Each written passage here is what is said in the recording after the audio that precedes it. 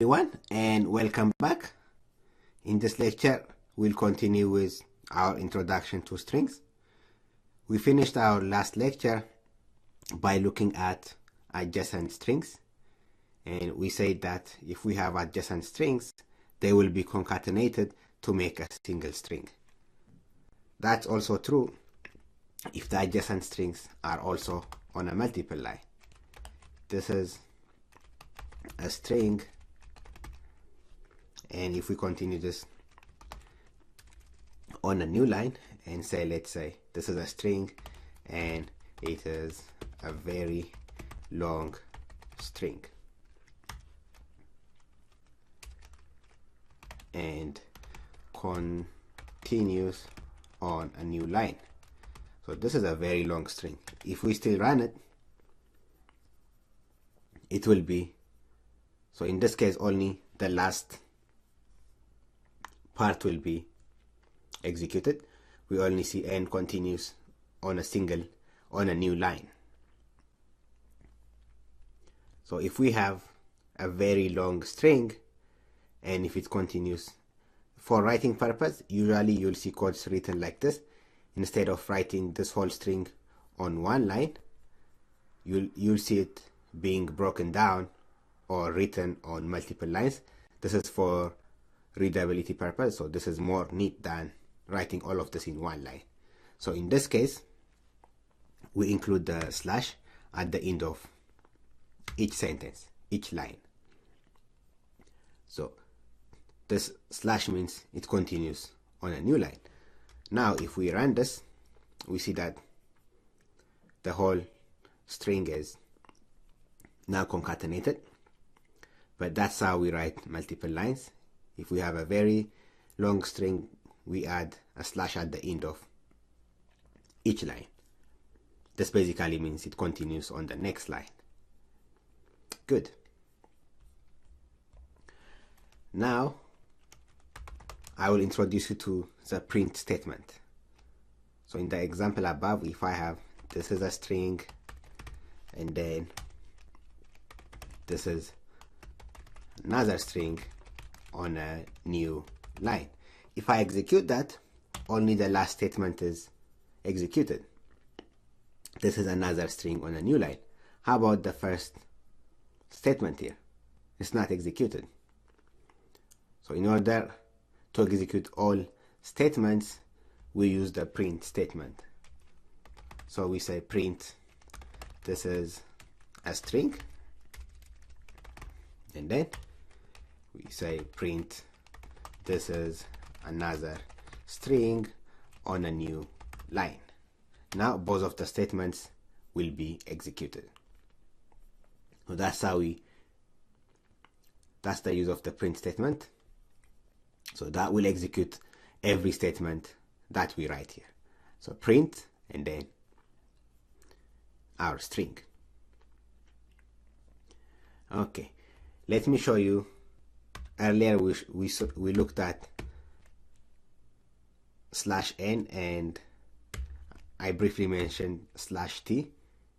So this is for a new line and this is for a tab. It means tab.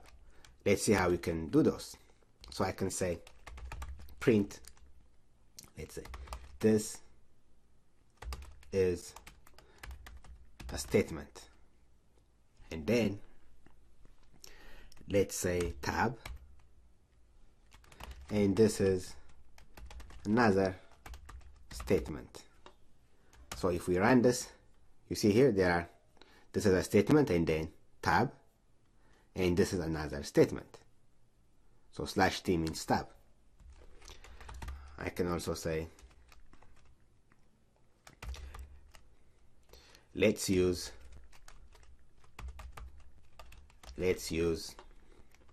a tab, which is /t, and a new line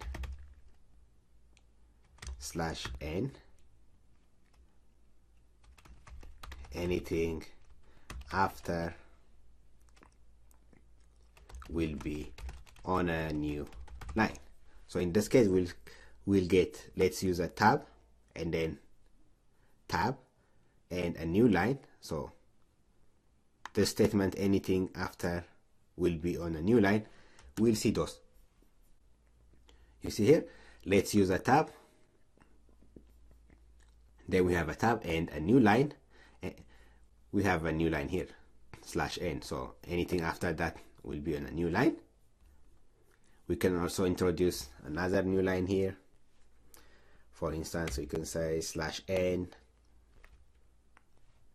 and that will be on another new line also.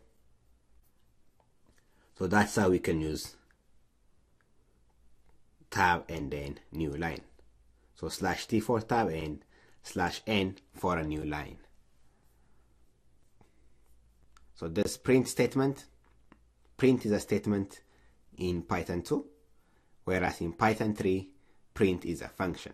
So that's one key difference between Python 2 and Python 3. So if we want to execute a print function in Python 3, we'll have to enclose it in parentheses. So this is a string. So that's how we would print a string in Python 3. Okay, so this is how you would print a string in Python 3. So that's one key difference between Python 2 and 3 when it comes to printing. Great. So far we have seen how to create strings.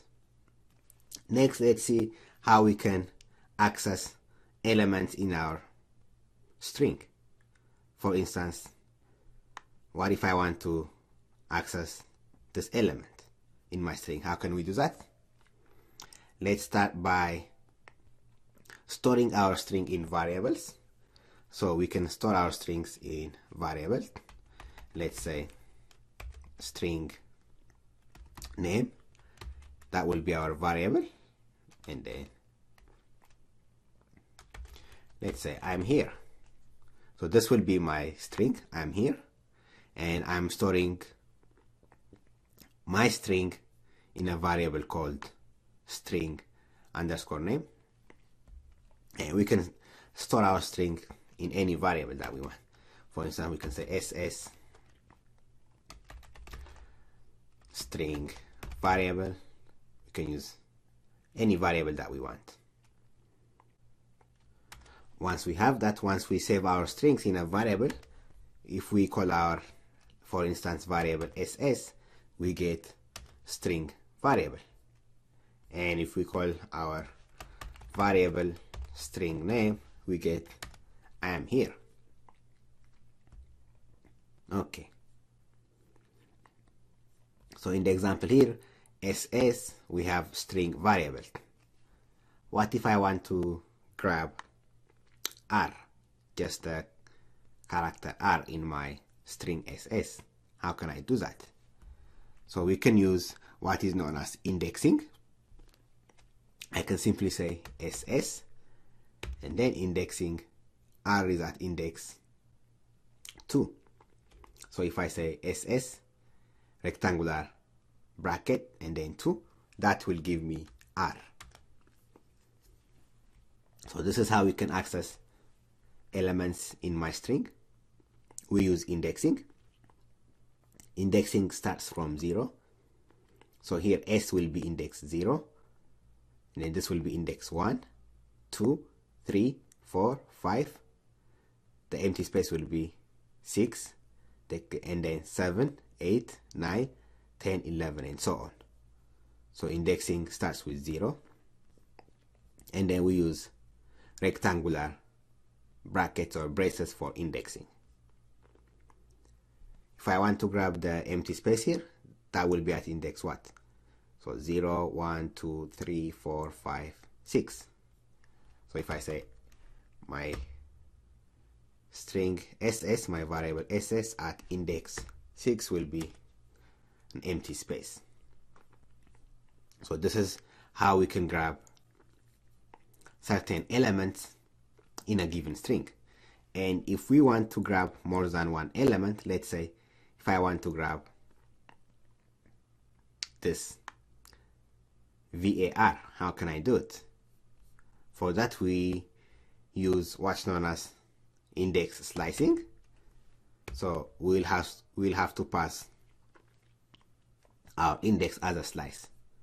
That means from index this up to index this.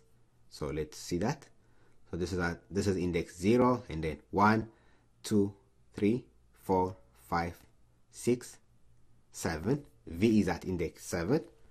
So I want the elements from index 7 up to 8, 9. So R, the second R is at index 9. So if I execute this, I will only get V and A. Let me show you. I'll only get V and A. You might wonder, why is not R included? So another thing about indexing is that the end point is not included. So index 7 to 9 means, in this case, so the starting point is included, 7 is included, and then 8 and 9 is not included. So if I want to grab R, I have to go to the next indexing number, which is 10. So this basically means grab elements at index 7, 8, and 9. So the last indexing number is not included. So if we execute this, we get, if we execute this, we get var. Great.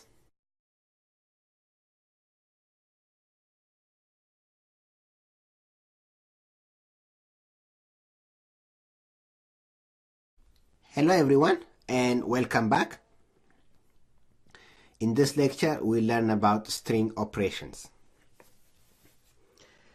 We finished our last lecture by looking at how we can grab or access elements in a given string. So if we have a string, let's say string, we said that we could access elements in that string by indexing it. For instance, if we want to grab the first element s, we can simply say we have our string ss at index 0. That will grab the element s. In this lecture, we'll look at string operations. So strings allow operations like addition, which is known as concatenation. That's concatenation. We can use multiplication and slicing. Let's start by looking at concatenation. So we can concatenate one string to another. For instance, we can say hello plus there. So when we run it, we get hello there. So that's concatenation. Concatenation adds one string to another. We can also say we are learning plus ss. Here ss stands for string, right? So in this case, we'll get we are learning string. So when we run this, we get we are learning string. And if we want a space between those two, you can simply include that here. So now we'll get a space. So we are learning string. Same thing here. You can either include a space here, or you can also include a space here. Okay. Let's say we have, so if we add ss to ss, we get string, string, string, string. So we can concatenate one string to another. And let's say Python. So our variable xx has stored the string Python. So we can say xx plus ss. That will give us Python string. Okay, that's concatenation. Next, let's look at multiplication. So this multiplication will repeat a given string. For instance, if I say string times 5, so I will get string 5 times. So string, string, string, string, so on. Similarly, if I add a space there, I get the result string times 5. Similarly, we can say hi there.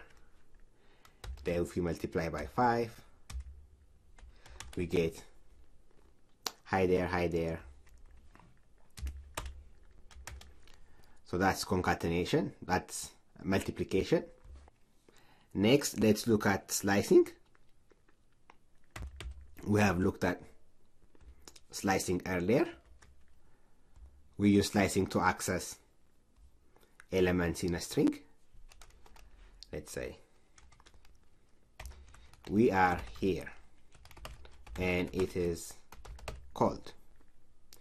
Let's save this in a variable called ss.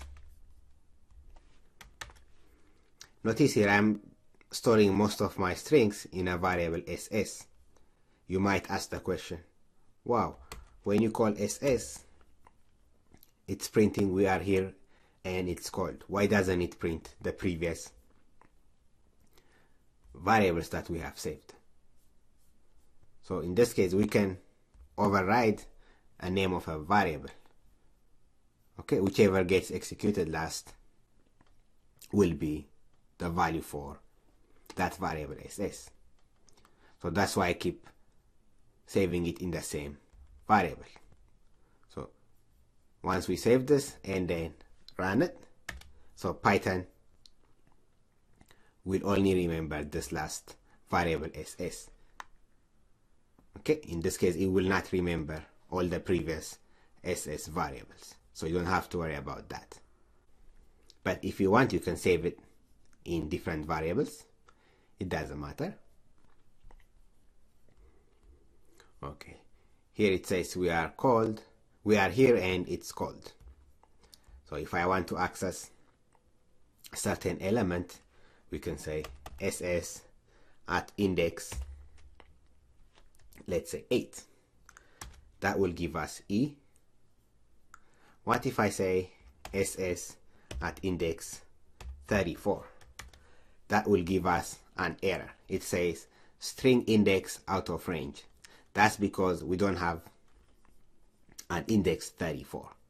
So the maximum, it will go up to the max, and any index out of bound will give us an error.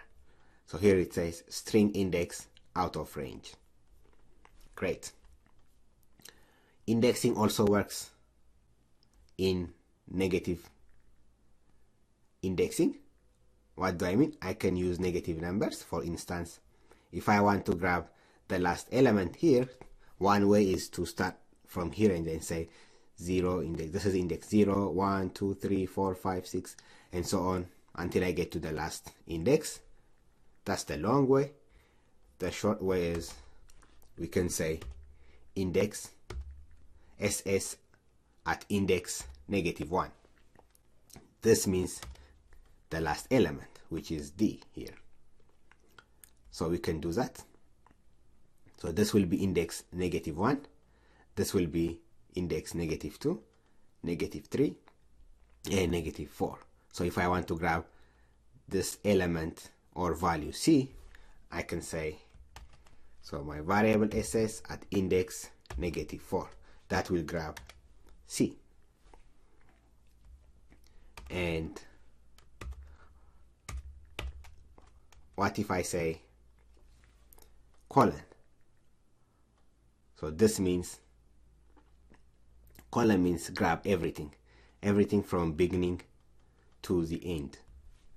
So if we run this, we get we are here and it's cold. So colon means grab everything. We can also use index slicing. So we can say ss grab everything from, let's say, index 3 to 8. That means grab elements at index 3, 4, 5, 6, and 7. And we get that. And we can say, if we can also check if a given element is in our string. Let's say, I can say, for instance, I can say O in SS, we get true. That's because O is in our string. And if the element is not in our string, we get false. For instance, we don't have X in our string. So if we say X in our string SS, we get false. So we can use in to see if a given element is in our string or not. Great.